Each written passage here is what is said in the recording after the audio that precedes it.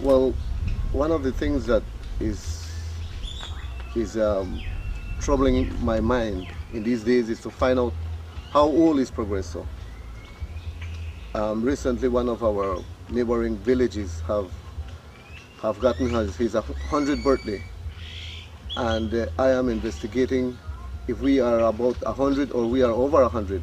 But as far as I have been investigating, Progreso is over 100 years old.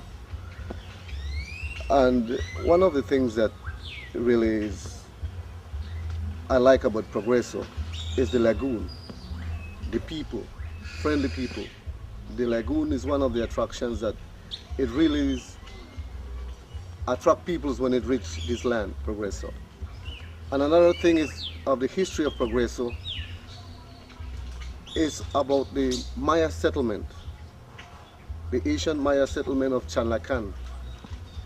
According to the historians, here in the Progreso Lagoon is where Chalacan was the settlement of Chalacan that had over 50,000 Mayas living here. And that was around the area where Mr. Ken Lazarus lived. That was the area where the Mayas was living at that time. And that makes even better the history of this village. Now, the name Progreso, according to my investigations,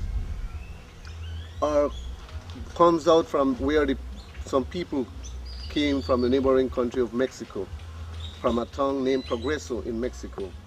They were originally from that town, and they came to inhabit this land, Progreso, and they put the same name to the village, Progreso. That is where it got its name.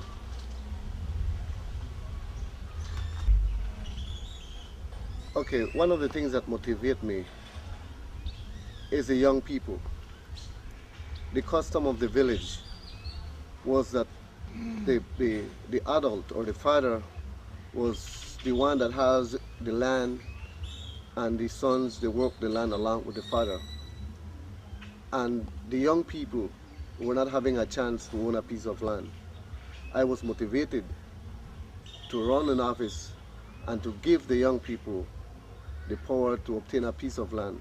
And that is one of my commitment to the young people, and that is where I have been working, and I will continue to work, to give the young people a house lot and a parcel of land to farm.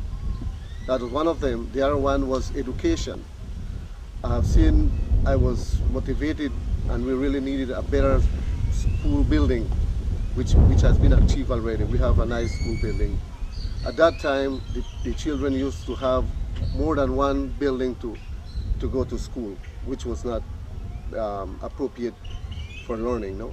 Now they are everybody together in one building, which has an upper and lower division, and that is pretty well for them. The other one was health. Progreso was very far from the towns, and the roads were not so good, so we really needed health. And as far as we are now, we have a Cuban doctor which is stationed here. One has gone, and the other is already here in Corozal, which will be coming soon in this new year to station here in Progreso at the clinic compound. I see Progreso in the near future as a tourist destination, and I would like to see Progreso integrated in the tourism industry in the country. Belize is it's a child in the tourism industry, and Progreso has the potential. Yes, we have the water, we have the telephone, and the other things that is is needed to be integrated completely in the tourist industry is the road. But for me, and I have always said it to my colleagues who are getting into the industry, in the tourism industry, to me, roads is another name.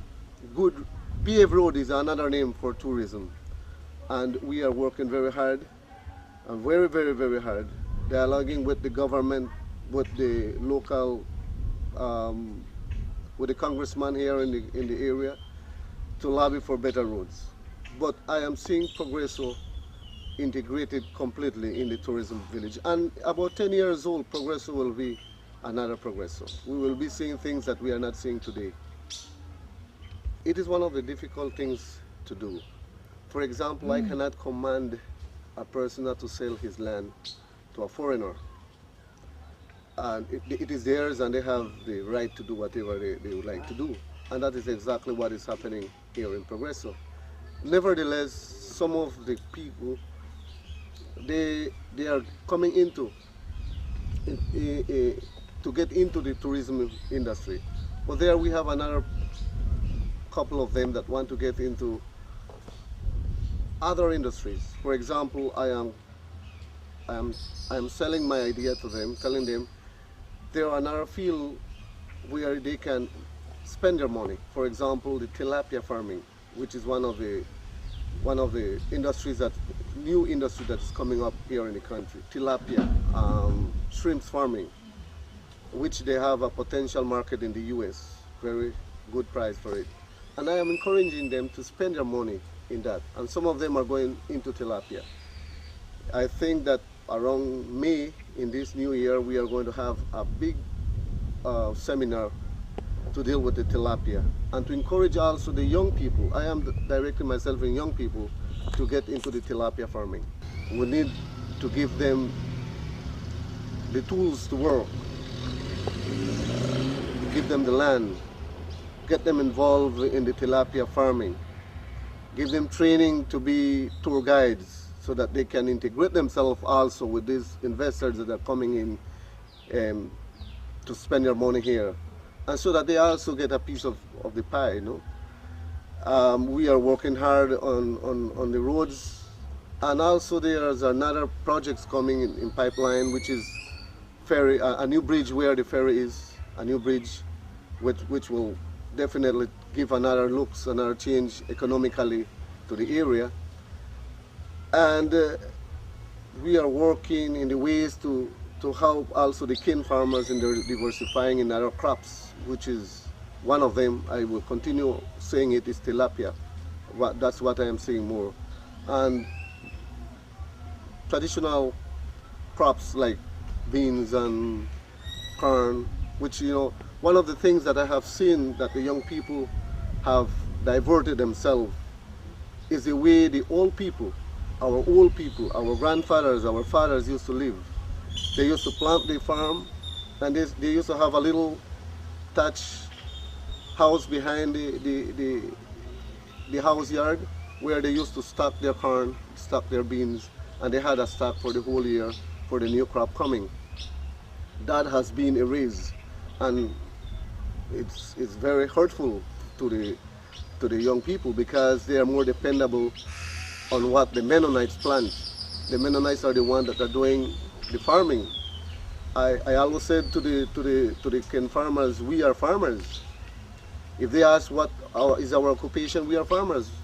But we have to buy a hot pepper, a tomato, a cabbage, beans, chicken, eggs to the Mennonites. So eventually the money that we get from the weak labor is going right into those who work those, like the chicken, the eggs, and the vegetables, which are the Mennonites. And we can do that for ourselves because our grandfathers used to do it. We can have a little garden on our yards. We can have some pepper trees, some tomato trees, and we can have more money in our pockets. That's a message that I would like to give to the people. We cannot forget where we come from.